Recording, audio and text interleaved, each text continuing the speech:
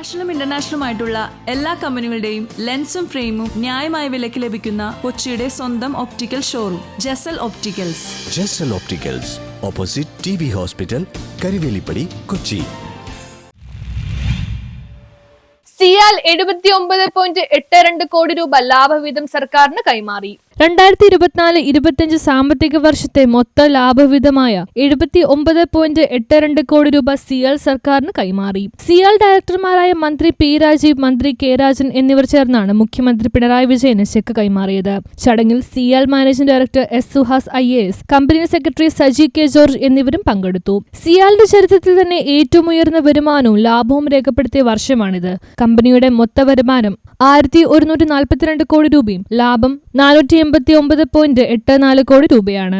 നിക്ഷേപകർക്കായി director board ശുപാർശ ചെയ്ത 50% ലാഭവിഹിതം 2025 സെപ്റ്റംബർ 27 നടന്ന വാർഷിക പൊതുയോഗത്തിൽ അംഗീകരിച്ചു. 25 രാജ്യങ്ങളിൽ നിന്നായി 33,000 നിക്ഷേപകരാണ് സിയാലിലുള്ളത്. ഇതിൽ ഏറ്റവും വലിയ നിക്ഷേപകനായ സംസ്ഥാന സർക്കാരിന് 33.38% ഓഹരി പങ്കാളിത്തമുണ്ട്.